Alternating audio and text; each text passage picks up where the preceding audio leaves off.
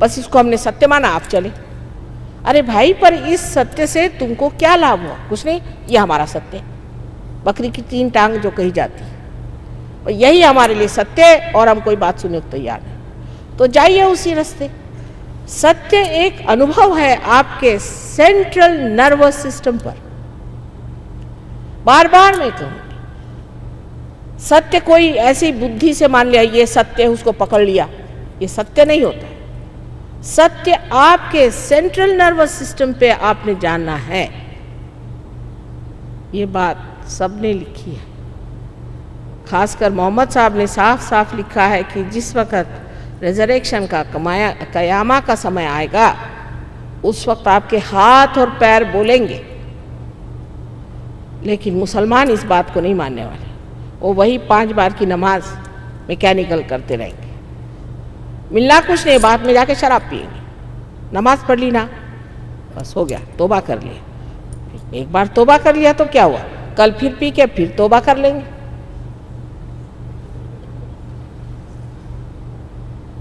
भगवान से माफ़ी तो मांगना है ना, जो करना है कर ले, फिर मांग।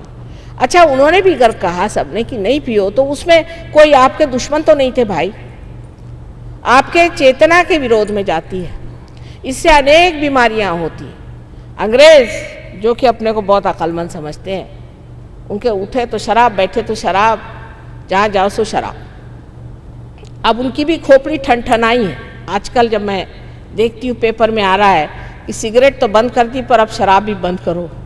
डॉक्टर लोग कहते हैं कि किसी तरह से शराब को बंद कर दो। पहले डॉक्टर लोग कहते हैं कि नहीं नहीं थोड़ा सा पिया करो तो अच्छा रहेगा, अब वही खुद कहते हैं नहीं भी शराब का बंद करने का सोचना चाहिए। जैसे ही ये इश्तहार निकले, वैसे ही वहाँ के जो बिजनेस वाले हैं उनकी तो हालत खराब गई कि बाबा रे बाबा, फिर हमारा क्या होगा। इन 2-4 बिजनेस वालों के लिए क्या सारी दुनिया खराब की जाए। लेकिन सबसे तो कमाल यह है कि पोप साहब खुद शराब निकालते हैं, यह आपको नहीं पता होगा, और उसका नाम रखा है बेनिडिक्टीन, माने आशीर्वाद। और वो स्पेशल शराब होती है और वो खास लोगों को मिलती है, ऐसे वैसे नहीं। आपको एक क्रॉस इतना बड़ा पहन के जाना पड़ता है, तब आपको शराब मिलती, माने आप क्रॉस पे लटकाए जाएंगे उसके बाद। यही अर्थ ले लीजिए। ऐसी ऐसी बेवकूफ़ियाँ कर रखी हैं, और जब हम कोई बात कहते हैं तो उनको पसंद नहीं आती, क्योंकि उनका पेट दुखता है ना। लेकिन मुझे तो सबकी एक ही बात कहने की है कि अपनी बुद्धि को सीधी, सरल और दक्ष रखिए और सोचिए सत्य क्या है। आत्मा को प्राप्त करना सत्य है। जब मैं अमेरिका गई थी पहली मर्तबा, तो वहाँ चौधरी साहब थे, अब नहीं रहे। उनका माँ आप अपने लेक्चर जो है उनको रजिस्टर्ड करवा लीजिए, कुछ ऐसी चीज़। तो मैंने कहा क्यों?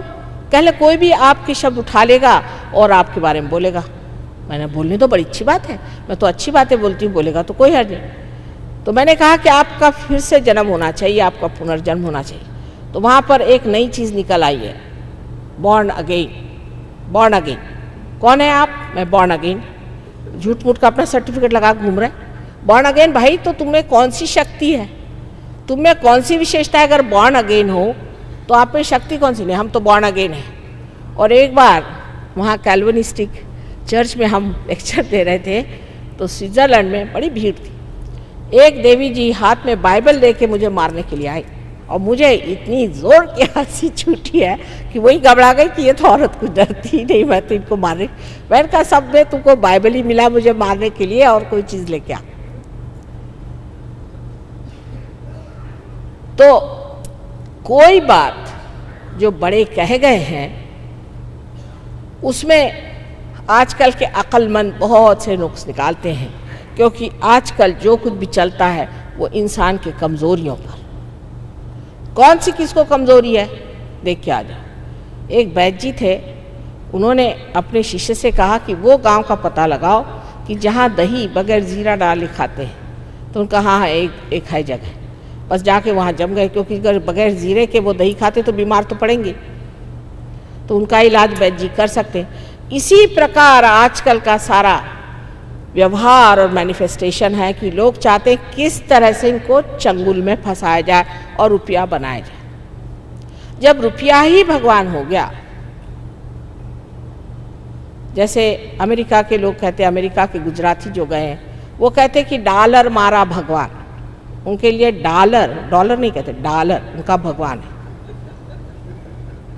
और यहाँ से जितने भी हिंदुस्तानी बाहर गए हैं उनको देख के मैं ये कहती हूँ कि अगर हिंदुस्तान से आम के अगर आप पेड़ ले आइए तो उससे आम तो होगा ही नहीं, होना कैसे हो सकता है उस आबो हवा में, लेकिन उससे एप्पल भी नहीं होने वाला।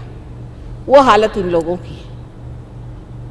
और वहाँ जाकर के कुछ ऐसे ऊल झलूल हो गए हैं कि बुढ़ी बुढ़ी औरतें ट्राउजर्स पहन करके घूमती हैं, अजीब अजीब सी शक्लें बना घूमती हैं। मुझे आश्चर्य नहीं होगा थोड़े दिन में हमारे हिंदुस्तानी भी पंख बने घूमेंगे, क्योंकि बिल्कुल ही उनकी अकल मारी गई है और उनके अंदर कोई अपना व्यक्तित्व नहीं, अपनी कोई भी पर्सनालिटी नहीं है, जो जैसा कहता है वैसे चलते हैं। अब हमें सोचना है कि इस आत्मा तत्व को पाने से हमारे अंदर सत्य का प्रकाश हुआ। सत्य हम इस मस्तिष्क से, ब्रेन से जानते हैं। जैसे श्री कृष्ण ने कहा है कि इसकी जड़ें आपके मस्तिष्क में, वो जड़ें जब खिल जाती हैं तो इसी ब्रेन में हम उसे जानते हैं। और सत्य जब जाना जाता है उसकी पूरी मशीनरी यहाँ ब्रेन में बताती है, जताती है कि ये सत्य है। हमारे उंगलियों में इसका ज्ञान होता है। और जिस प्रकार हम कह सकते हैं आंख बंद करके कि ये माइक है, उसी प्रकार हम आंख बंद करके कह सकते हैं कि ये आदमी कैसा है या हमारी हालत क्या। तो सत्य, ये जो बुद्धि पहले आपको बिल्कुल ही सीमित थी, वो असीम में उतर जाती है और इसीलिए इसे कहते हैं प्रबुद्ध। इसी को बुद्ध होना कहते हैं। बुद्ध ने भी कहा है कि बुद्धम शरणम गच्छामि, कि बुद्ध को शरण जाओ, माने ये कि तुम बुद्ध गति आओ, बुद्ध के गति पे आओ। बुद्धम शरणम गच्छामि, धम्मम शरणम गच्छामि, बैलेंस में आओ, धम्मम शरणम गच्छामि।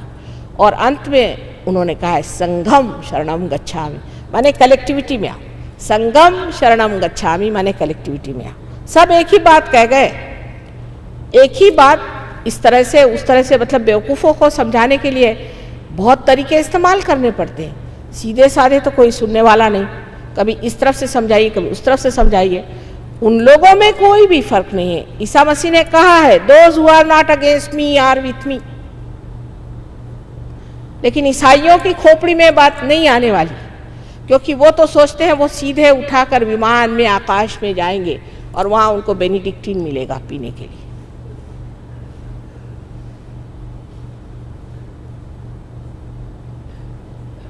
ये जो हमारी दशा है कि हम इस तरह से अंधाकुरण करके और अंधे जैसे इन सब चीज़ों में बहक रहे हैं। धर्म तो हमारे पेट में बैठा हुआ है, यहाँ पर धर्म है। इसकी 10 आपसे मैंने बताया वैलेंसीज है, और इससे जब आप च्युत हो जाते हैं तो आप अधर्मी हो जाते हैं, अमानव हो जाते हैं। लेकिन ये जब धर्म ठीक से बैठ जाता है तभी आपका उत्थान हो सकता है। तो आप सत्य को जानते हैं, सत्य को जानते हैं, आपका जो चित्त है वो आलोकित हो जाता है, तो आप चित्तमय हो जाते हैं। इसलिए आप सत्य चित्त हो जाते हैं और आपका हृदय आनंद से भर जाता है। सुख और दुख एक ही कॉइन के 2 हिस्से हैं। एक ही रुपया, एक तरफ राजा और एक तरफ लिखा हुआ, इसी प्रकार है, एक तरफ रोना और एक तरफ गाना। सुख और दुख एक ही साथ चलते हैं। आज कोई आदमी सुख पे चढ़ा तो दुख में उतरेगा, फिर सुख पे चढ़ा फिर दुख में उतरेगा। आशा निराशा के झगड़े में ही मनुष्य झमेले में पड़ा रहता है, लेकिन आनंद एकमेव होता है। सब्सक्राइब कीजिए कुंडलनी जागरण को और प्रेस कीजिए बेल आइकन को, जिससे कि आपको मिल सके हमारी लेटेस्ट वीडियो सबसे पहले।